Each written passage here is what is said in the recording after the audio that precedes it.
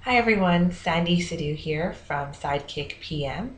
In today's Everyday Entrepreneur series, I will be interviewing Jen Brown, who is the founder of Sparta Personal Training.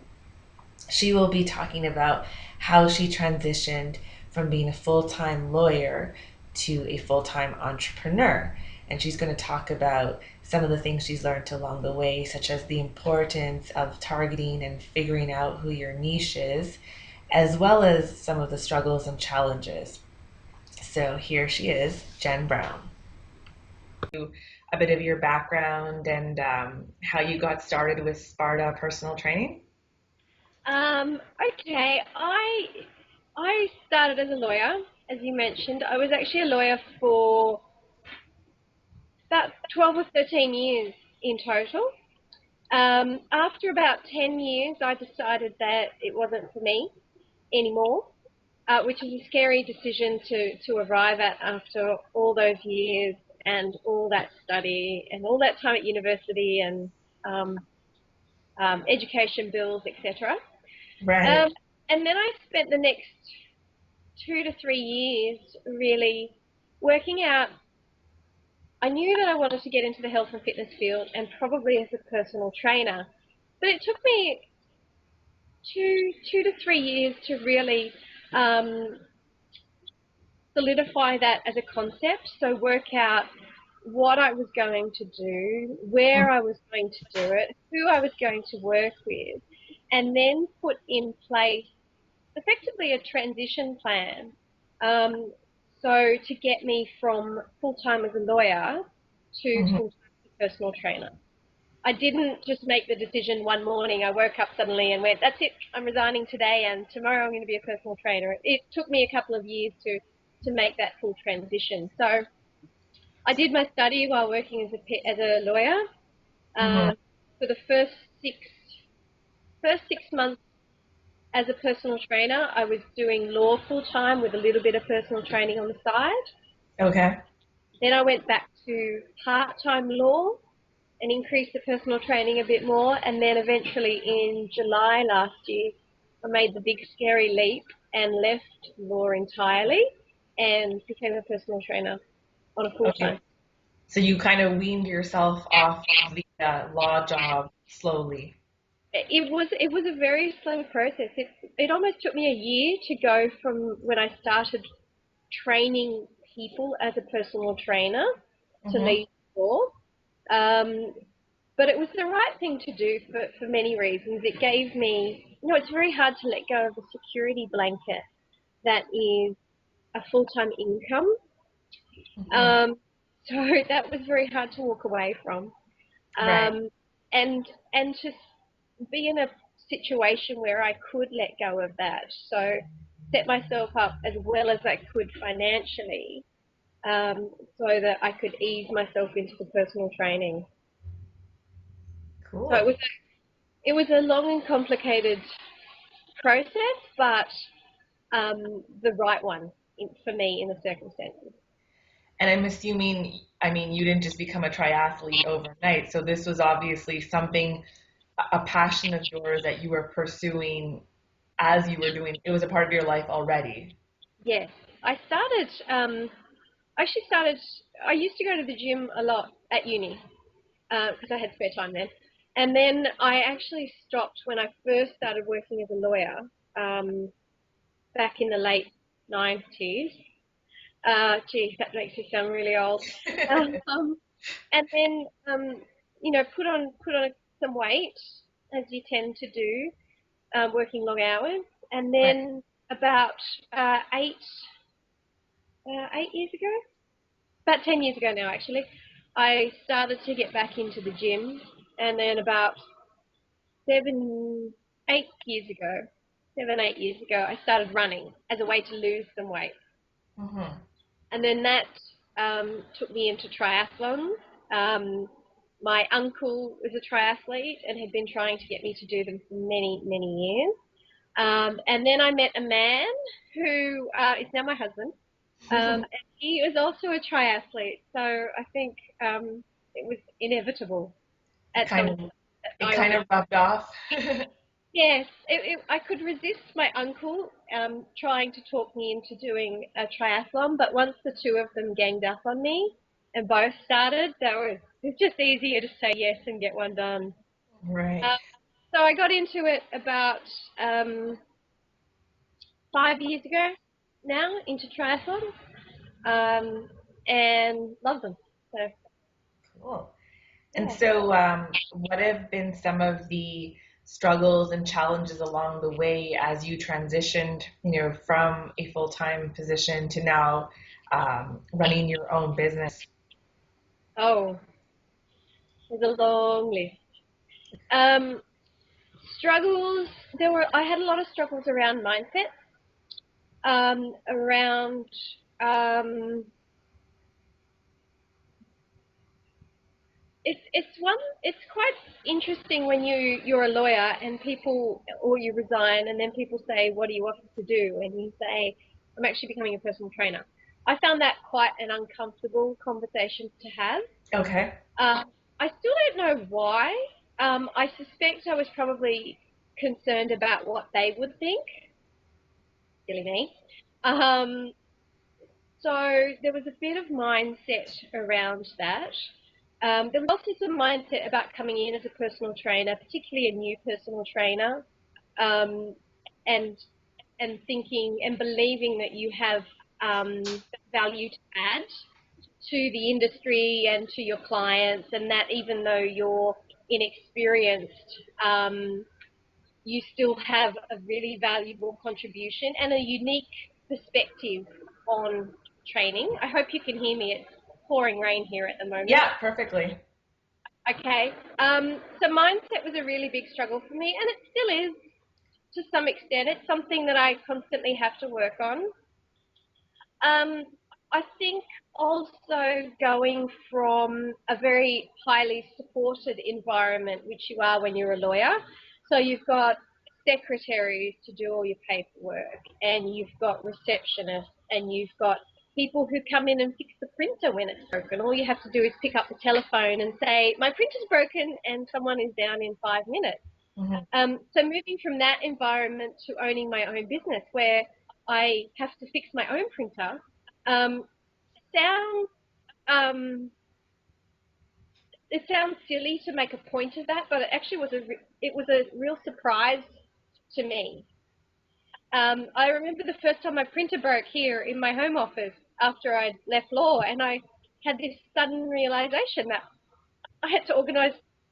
I had to organize for me to get the printer fixed. It was quite a strange shift for me mentally. Right. I think as well that I'm very good, being a lawyer, I'm very good with detail, um, and with big picture from a legal perspective, but I didn't have that experience when it came to my own business. So I was a corporate lawyer, so I knew all the rigmarole about setting up a company and business and tax and blah, blah, blah. Hmm.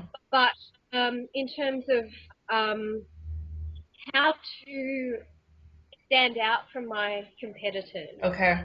how to separate myself from competitors, how to target or even what sales and marketing avenues or options there were out there. Even before I got to the point of how I wrote that sales or marketing piece, Hmm. it was quite a struggle for me to identify a possible avenue of business development. Hmm. Um, so there's sort of some certainly things I didn't anticipate being a struggle at all.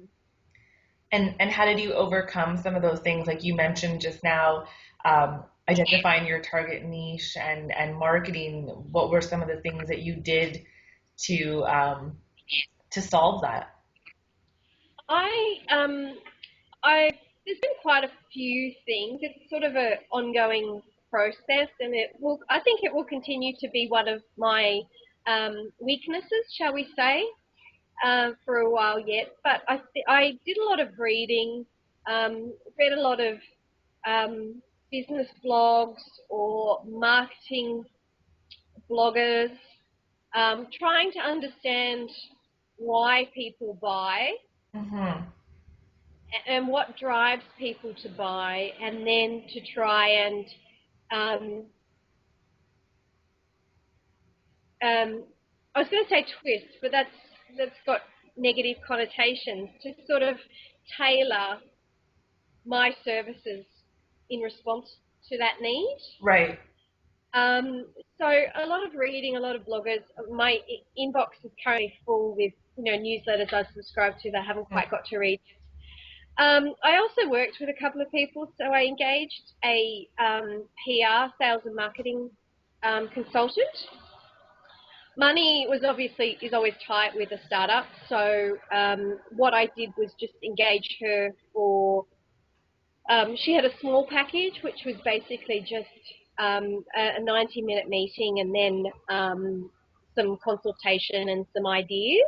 Mm-hmm. So I didn't have the funds to go for the fully fledged package that I would have wanted to, Right. but talking with her really helped me narrow down my niche, narrow down the importance of really being targeted in everything I did towards that niche. Mm-hmm. Um, she really got me focused on my USP and what makes me different, Okay. and that itself was worth the investment because it just really put me in a laser focus effectively in terms of what I did, why I did it, and really got me challenging. Every time I thought about doing something or even writing something, I keep coming back to the thought of, who is going to read this and, how is it going to help them?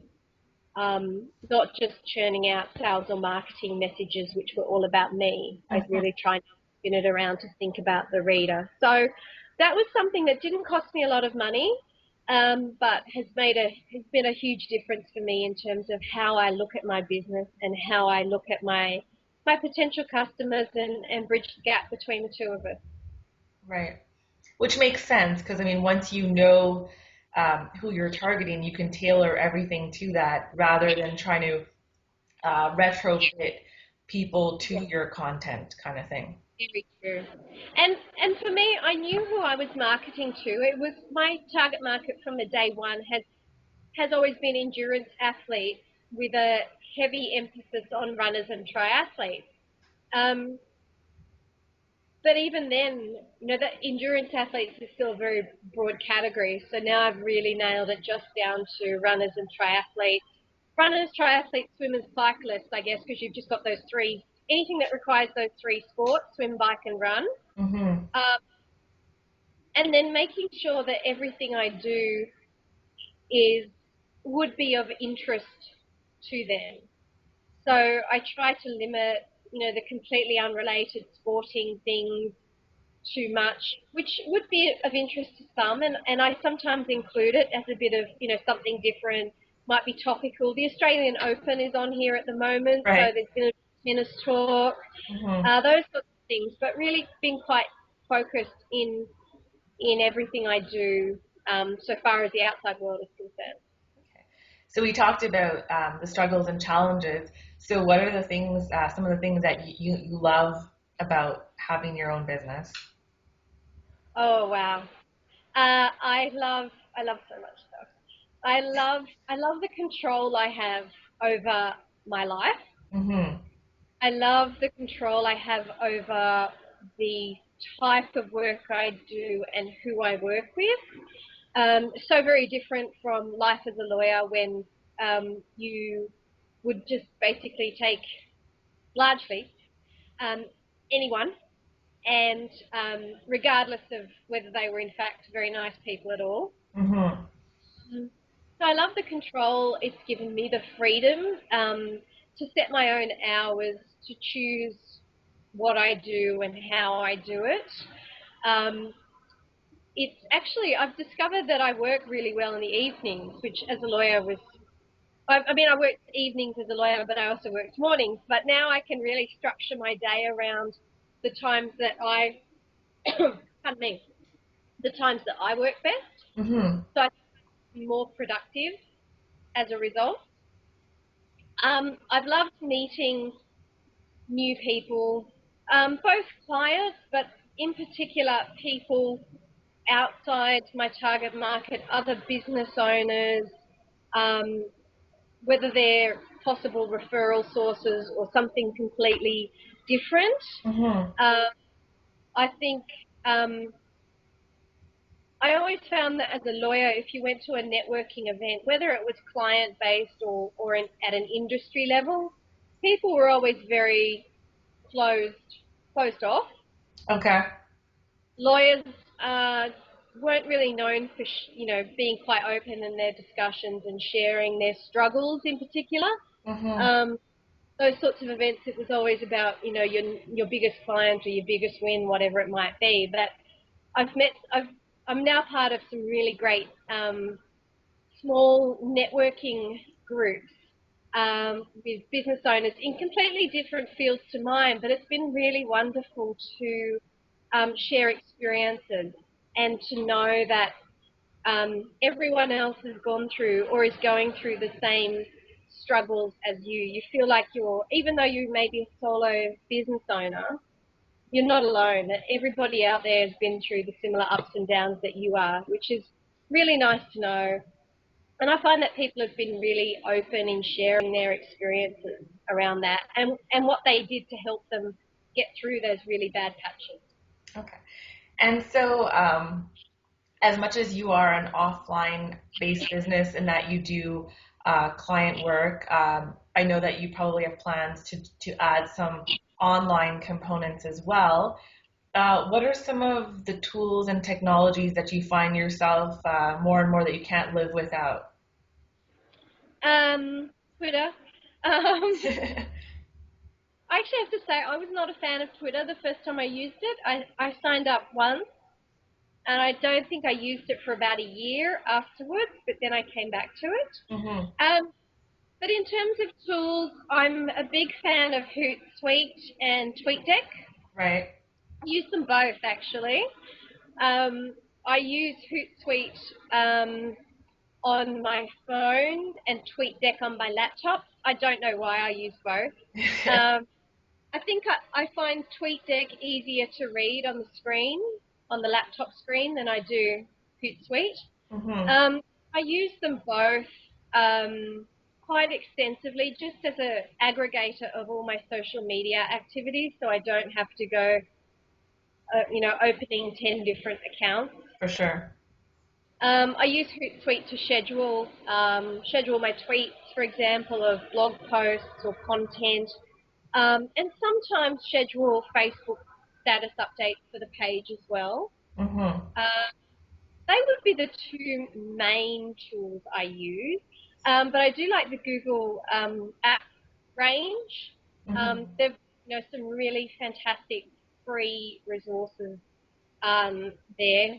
The Google Calendar and they're all brilliant. What else? Skype. Yeah. Skype's a really great one, I have to say. Um, other tools. There's probably too many to name, Yeah, actually. that's a good starting point. And what would be, say, your top three tips to someone who's just starting out or kind of on the fence about, taking the leap and doing their own thing? My top number one tip would be, um, I'll think of them in order. No, It actually, I doesn't won't have put to them be in in order. order. Say, do it would be tip one. Subject to tip number two, which would be have a plan in place first. I know how frustrating it can be to be in a situation that um, is outside your control, which my work as a lawyer was. And then to be in that situation when your heart and your head are off dreaming of better things in terms of owning your own business. So I would definitely say back yourself, take a chance, but do your homework first. I like. So have a real idea about what you're doing, why you're doing it, who is going to benefit from and what are the true benefits that they will get out of your services. And then work out if you have to work out a transition plan, you don't have to make the leap overnight. So find some way to transition across. So whether it's like I did, going from full-time law to part-time law to eventually leaving the law, Mm-hmm. that may not be possible for some, but put a plan in. I think if you put a plan in place, it makes it easier to get through that transition period because you know that there's a light at the end of the tunnel. Okay. Yeah. And those are great tips. So, what are some of the exciting things coming up in 2012 that we should watch out for in Sparta PT? Sparta PT is making the leap into online training this year, which I'm very excited to say will launch in 2 weeks Ooh, tomorrow. I've got awesome. some work to do. So I'm launching a online training program in February. For this one will be specifically for triathletes, Okay. but I am looking to expand it to runners and other endurance athletes later in the year.